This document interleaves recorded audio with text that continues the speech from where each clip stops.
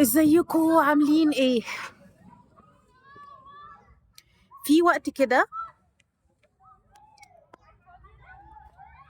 آه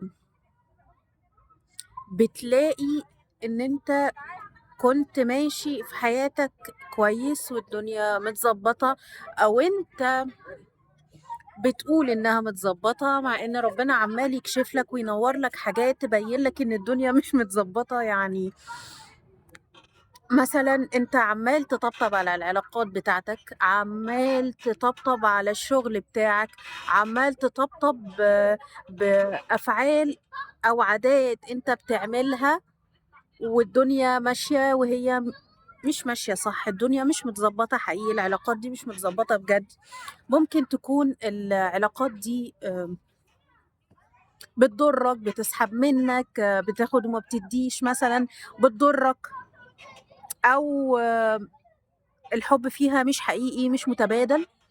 فانت بتقعد تلصم الدنيا، فربنا بيقعد يكشف لك، يقعد يكشف لك، ينور لك الاول زي ما نقول شمعة، وبعدين الشمعة نورها يكبر، آه تبتدي تبتدي بعد كده ايه، النور بتاعها يكبر، الشمعة يوسع المدى بتاعها، عشان تشوف في حقيقة انت عمال تطنشها، عامل نفسك مش واخد بالك، عمال تقول ما هم هيتغيروا، ما هم هيبقوا احسن. فالشمعة تقعد تنقص تنقص تنقص. فأول ما الشمعة تبتدي تخلص، انت عمال، طول ما الشمعة عمالة تقل، وكل ما تقل عمال ربنا يكشف لك حاجة، يكشف لك حاجة، فالنور يكبر، النور يكبر، وانت حواليك ضلمة.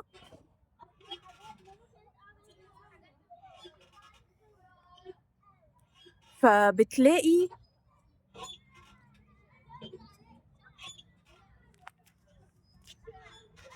فبتلاقي ان، معلش يا جماعة في حد كان بيناديني فاتشغلت. فكأن الشمعة دي طول ما هي بتخلص الوقت عمال يقل، الفرصة اللي ربنا مديها لك، لأنه عمال يكشف لك حاجات ويكشف لك حقائق، وانت تدور وشك الناحية التانية، تلبس النضارة الشمس بتاعتك كأن انت مش شايف. فربنا عمال يكشف لك حقيقة ورا حقيقة ورا حقيقة ورا حقيقة، كأنهم بيترصوا قدامك كده على الترابيزة.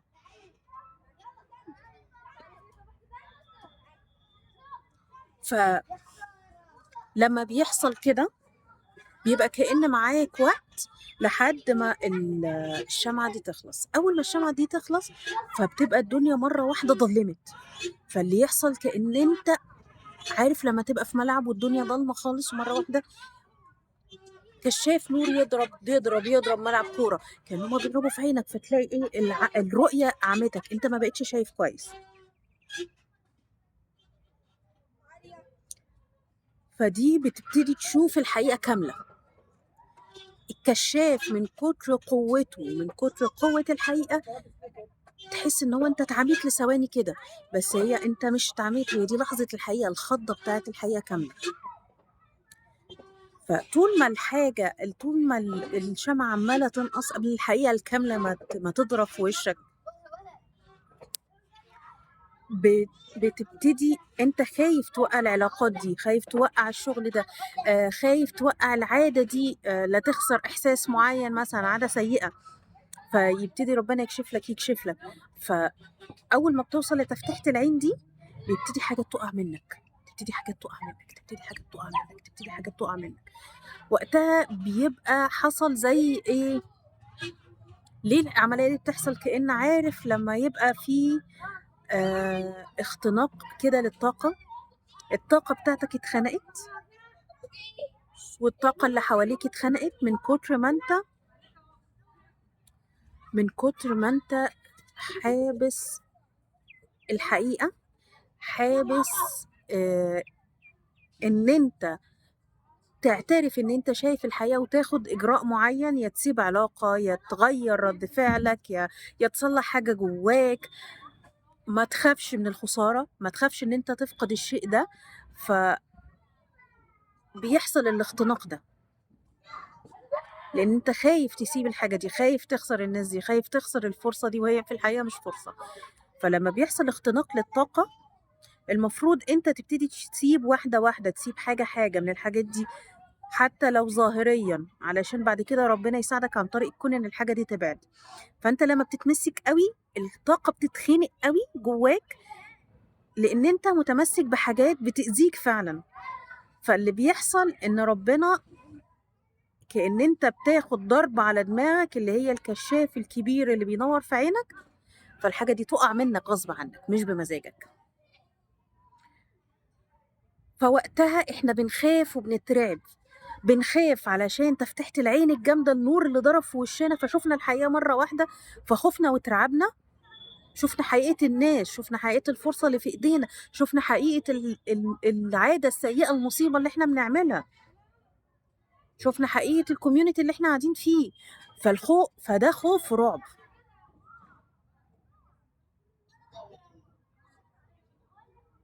بس الحقيقة إن ربنا عامل كده عن طريق الأسباب دي أو عن طريق الكون ده أو عن طريق الحدث اللي حصل اللي بعد عندك الناس دي اللي شالك كده وحطك في مجتمع تاني أو في مكان تاني من بين الناس دي.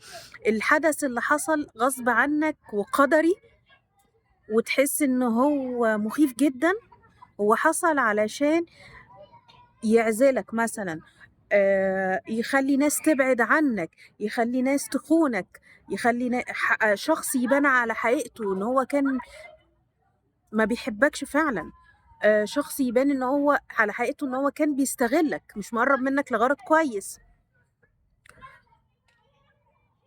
هو ربنا عمل الحدث ده مش عشان تخاف وتترعب، علشان تطلع من المنطقة دي، تروح لمنطقة تانية. وقتها بيبقى من كتر ما حصل اختناق للطاقة كتير وأنت محتاج تسيب، فأنت ما رضيتش تسيب، فربنا خبطك الخبطة دي عشان الحاجة دي تقع من إيدك غصب عنك. فوقتها بيحصل حاجة أنت مش عارف ما هي قد إيه حلوة، بيبان لك بعدين. تعالوا نبص لها من منظور تاني، هو هنا ربنا فصلك، فحصل انفصال بينك وبين نفسك وبينك وبين الكون وبينك وبين الكوميونتي اللي انت كنت فيه او الشغل اللي انت كنت فيه او الناس اللي انت كنت في وسطهم او ناس مؤذية انت كنت معاهم. فالانفصال اللي حصل ده بيخليك تتنقل وتقعد لوحدك الاول، ما بتروحش المكان جديد. فانت بتبقى حاسس ان انت قاعد في صحراء، بتبقى حاسس ان انت قاعد في فراغ. عارف الصحراء كده لما تبقى مفيش صوت خالص وفي نسمة هوا والديب بيعوي وفي الصرصار بتاع الحقل او الصحراء اللي بيصفر ده. الجو ده مرعب جدا وحواليك ضلمه وانت مش شايف اي حاجه، لا انت شايف القديم ولا عارف ترجع له ولا انت شايف الجديد اللي المفروض تروح له. فاللحظه دي مرعبه لاقصى درجه.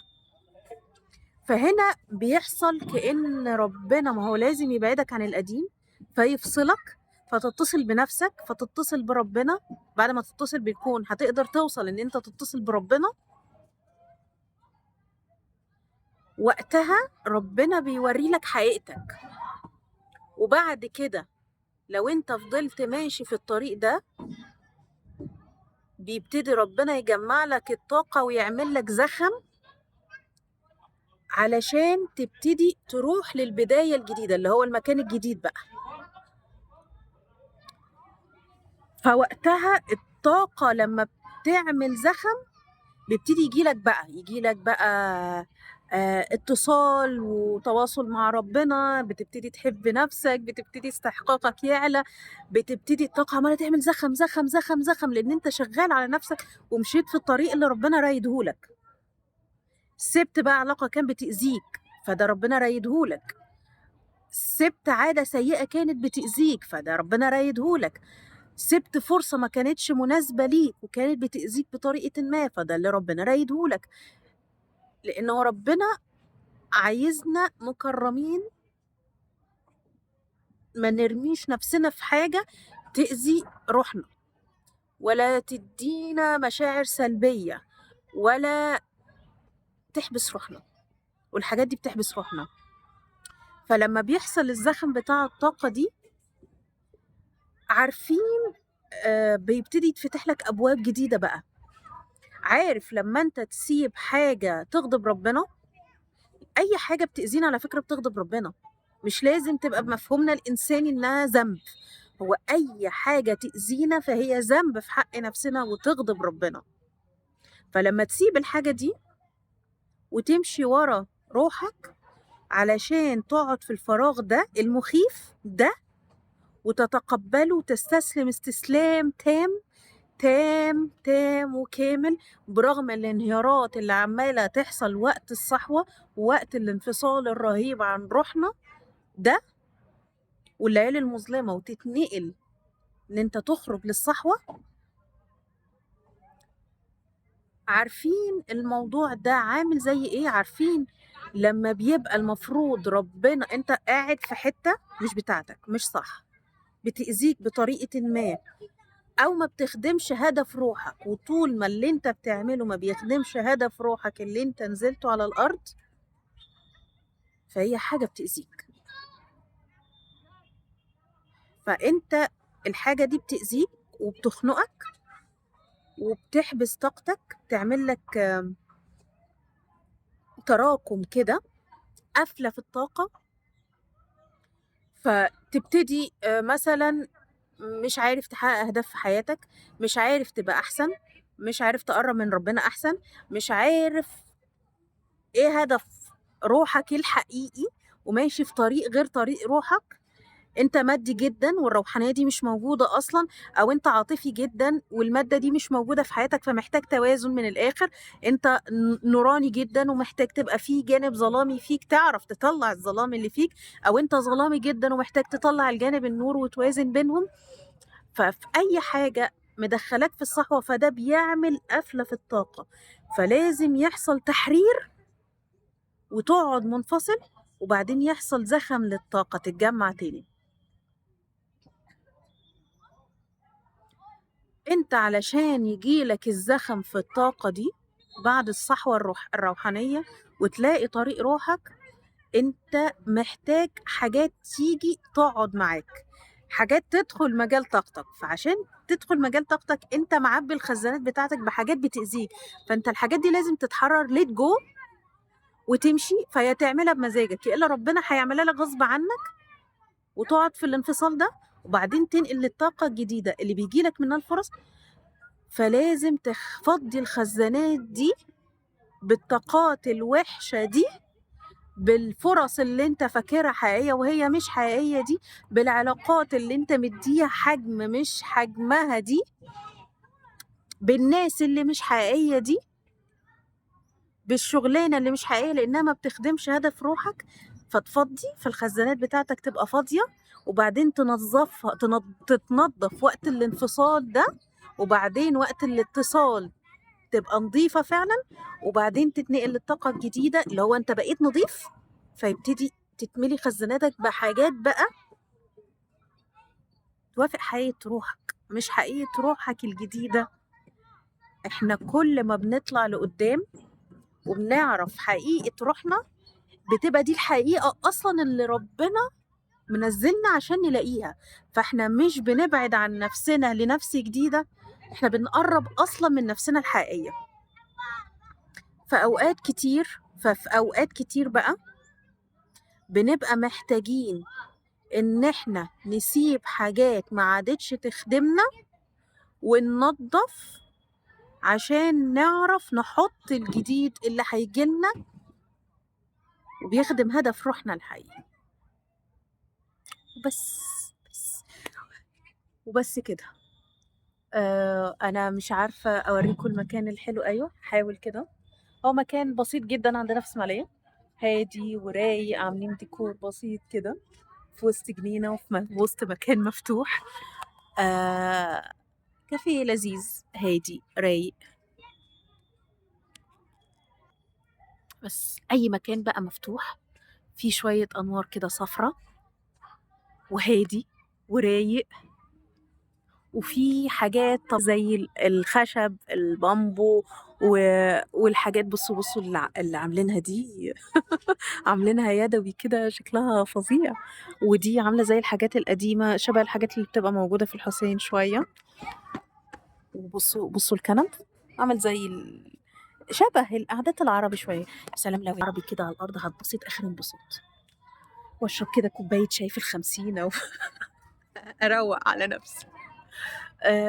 بس في الفيديو ده اتكلّمنا على حاجة بتحصل مع الليالي المظلمة للروح، وبتحصل بعدها الصحوة الروحية، واتكلّمنا فيها جاي فيها طاقة الصمت، وجاي فيها الاتصال بالجسد، وجاي فيها إن إحنا نسمع روحنا، وجاي فيها الصحوة الروحية، والانفصال والاتصال، الاتصال بعد الانفصال عن الروح، وإن إحنا نتصل بجسدنا ونتصل بروحنا ونتصل بربنا،